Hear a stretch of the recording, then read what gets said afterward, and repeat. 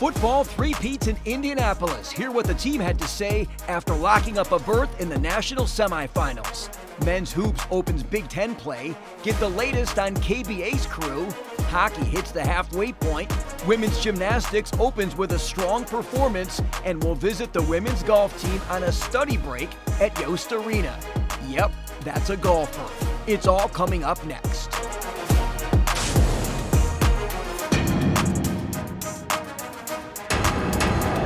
Wolverine Sports Magazine is presented by Meyer. Hi, everybody, and welcome. What a weekend in downtown Indianapolis. The Wolverines capturing a third consecutive outright Big Ten championship for the first time in program history, and with it, a berth in the college football playoff, where, as you know by now, they'll face Alabama in the national semifinals New Year's Day at the Rose Bowl in Pasadena. I don't think that's something that we're necessarily worried about. You know, we're worried about who we're going to play in, you know, what our opponents are going to be in, you know, start the scouting and start the filming. You know, it's a good compliment to be number one, but you have to continue to be at the top, you know, continue to rise and continue to stay at number one. Honestly, it doesn't matter to me. I feel like the rankings really don't matter. Just kind of line it up and let's find out. Like, let's see who's the best team. But I do believe we are the best team in the country. I believe, you know, just how we play together, our defense, our offense. I feel like we're definitely one of the best team in the country. Getting a matchup with Alabama is something the guys are genuinely excited for. Honestly, I was really excited. I really got goosebumps for real, you know, because Alabama, you know, big time team, big time franchise, always had a history of having loaded players. So, you know, the fact that we get to face them first, you know, in the bowl game, you know, really excited for the opportunity. So just can't wait to get on the field as soon as possible and get after the boys. The glamour of the playoffs and, you know, just kind of being in Pasadena, I already know, like, it's going to be like a movie for real. But, you know, just the biggest thing is try to keep everybody focused, keep everybody locked in. Like, because everybody knows it's a business trip. Like, I feel like the vibe that's been around the room is kind of like, okay, well, let's do it. You know, like we got the Big Ten championship, and I feel like nobody looks satisfied in the locker room. We certainly can't wait to get to California. Great news for the men's basketball team. Jalen Llewellyn back in action after missing almost a year to the day with a knee injury suffered last year in London against Kentucky. After 4 straight road games, the Wolverines were back at home this week, opening Big Ten play Tuesday night against 6-1 Indiana.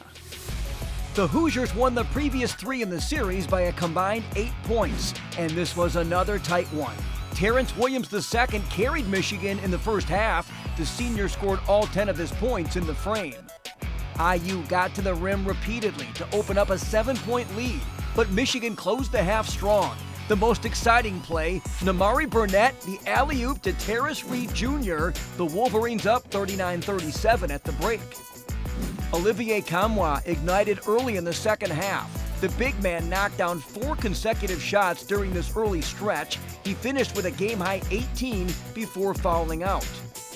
Will Cheddar scored 17 for the Wolverines on near-perfect shooting, 6 out of 7. Michigan led by 6 midway through the half. But the Wolverines struggled from deep, and the Hoosiers did what they do best, score inside. Indiana with 52 points in the paint, and they hold on to win a seesaw game that saw a dozen lead changes, 78-75, the final tally. Ever since we got beginning of practice in September, we always talked about score, stop, score, stop, score, stop. Felt like we started to get a little bit complacent with score, they'd score, score, they'd score. And then, I mean, we're not going to shoot 100% from the field, so we'd miss, and we'd let that affect us on the other end. So almost a little bit of like a mindset switch that we have to have, that we just really can't have our offense affect what we're doing on the defensive end. We didn't have enough to win a 15-round fight. Probably had enough to win a 12-round fight, but not a 15-round fight. And every night in the Big Ten is going to be a 15-round fight and a championship fight. We all want to win. That's not a question of, you know, our character as, you know, teammates, as players. I can honestly look every single guy in the face and everyone's disappointed in, you know, a play that didn't go their way, what they could have done better. And we're looking for solutions. We're not looking to make excuses.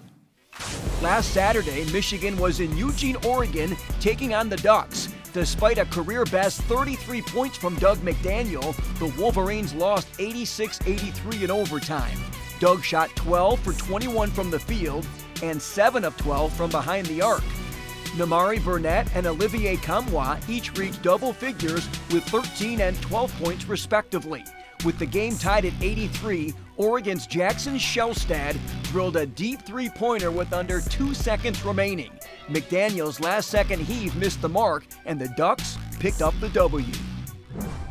Women's basketball opens Big Ten play next Tuesday at Illinois, and they've simply owned the Illini in recent years, having won 8 straight in the series dating back to 2015.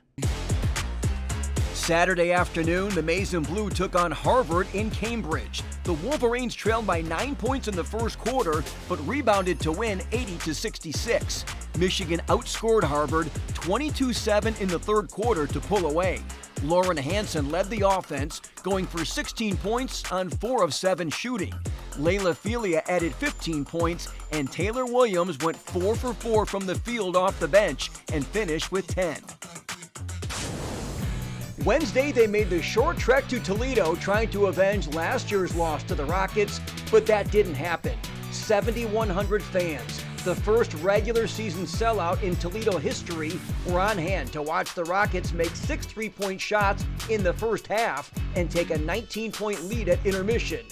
It didn't get any better in the second half for the Wolverines, who shot just 34% on the night.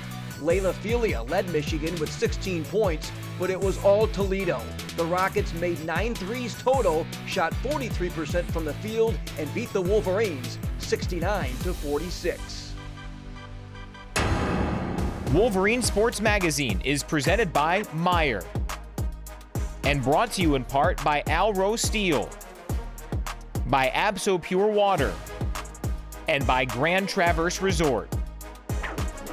Hockey checks in at number 14 in this week's poll after splitting a series at Notre Dame. The Wolverines capped the first half of their season with an 8-7-3 record. Sophomore TJ Hughes scored Michigan's lone goal Friday night. It came on the power play in the first period to tie the game. It was all Irish after that, though. Notre Dame scored the next 5 goals to win going away. Michigan rebounded Saturday night. Frank Nazer opened the scoring at 6:04 of the first, giving the Wolverines a 1-0 lead. Dylan Duke notched his team-leading 4th game-winning goal of the season. It came in the second period. Jake Varcheski stopped 28 of 29 shots, and the Wolverines doubled up Notre Dame 2-1. Michigan will now be off from game action until January 6th against the National Team Development Program in Plymouth. Also, 4 Wolverines were named to the World Juniors preliminary roster. Camp will be held December 14th through the 16th at the USA Hockey Arena. Wrestling recently returned from the Cliff Keen Invitational in Las Vegas, the 41st edition of this prestigious event, where the Maize and Blue finished 8th out of 35 schools. The 7th-ranked Wolverines posted 5 individual place winners, including a runner-up finish from heavyweight Lucas Davison. Cameron Amin took 4th at 165 pounds. 125-pounder Michael D'Agostino, 157-pounder Will Lawan, and 184-pounder Jaden Bullock all finished in 6th place. Number 8 Iowa State won the team title.